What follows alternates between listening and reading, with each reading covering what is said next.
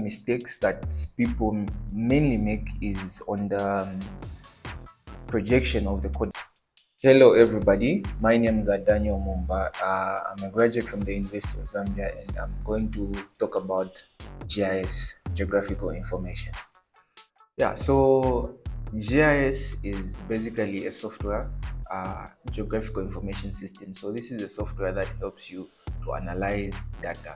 So spatial data does comprise of vector data and raster data. What are examples of the vector data? So in this case, the points are part of the vector data. Lines, which could be a representation of roads, is part of the vector data, as well as the water body, which is a polygon, is a representation of vector data, same as the buildings.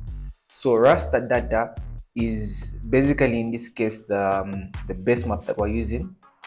So this is basically raster data. Raster data comprises of pixel, which are in a form of grid, which shows different features that are in that spatial environment.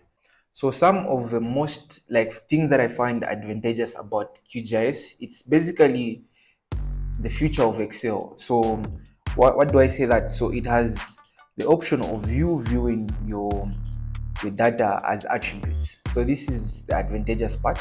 So you have your attributes and you can have metadata, more information about your data that you have. So I have my coordinates there. This is my latitude, longitudes, and the description of what that point is basically is, and different other attributes that you can add on and help you analyze your data. So this is an advantageous part about QGIS in terms of analyzing your data. So instead of just having an Excel file of your location of maybe a point of something, you can actually add a specific location to where that place is and different other information about it. So some of the common mistakes that people mainly make is on the projection of the coordinate system. So you might find that you are importing coordinates in your QGIS data and you don't pay attention to the projection. So this will totally throw off where your points will lie or your information will lie, and that will cause issues in your analysis. The other common mistakes most people make is on the file management. So if you're basically going to save a project, what we mainly advise is for you to create an independent project on your desktop where you'll be saving everything and specify the name of your project. So in this case, I've named this project as my project, and every shapefile that I'll be creating, which is the water bodies, buildings, and everything, will be aligned to that same folder. So in the case where I'm trying to recover that folder, I don't have to look for anywhere else, but just specifically in the folder where I saved my project. So GIS is a well-paying industry. It is developing, and there are very few GIS analysts as of now in the country. The ranges that I've seen for a GIS project ranges from like $5, which is about 100 kwacha per day, to even close to $200 per day, which can be like 3,000 kwacha as of now. So it's a very prominent industry, and I would encourage everyone to get a skill in GIS. So some of the industries where you can apply GIS is in the urban planning sector. So you can use this to plan for a certain area, say subdividing it, creating boundaries, and furthermore.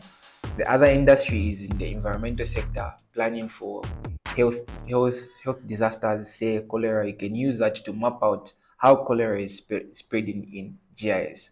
The other sector is in the banking or finance sector. You can know where your clients are, how the proximity of your clients maybe to a teller machine, and you align yourself to best serve them, your clients. The other sector is in the disaster management sector. You can able to map out flood risks and any other disaster. And the other sector is the transport sector. The traffic analysis, shortest distance, different routes you can use for QGIS. The other very important industry is the agriculture industry. So this agriculture industry can help you sample soils, and you'll be able to map out the soils size, the size of your property, and different other features. So GIS is basically the future of the industry. Why should you learn GIS? So GIS is now like a language, a communication language, a worldwide communication language. So you are increasing your skills, you must add GIS to that part of the software that you should learn. So one of the softwares is QGIS, as you have seen in my background. Yeah, so it's basically the future of almost any other industry. And you learning GIS will put you at an advantageous position in the future, not even just in the future, but currently. And here at STP Groundworks, we're offering this amazing course, which will be running from the 16th of April to the 18th of April. It comprises of two packages, the beginner and the advanced class. So if you want more about GIS, please feel free to inquire in the description below. There's a link, and please sign up.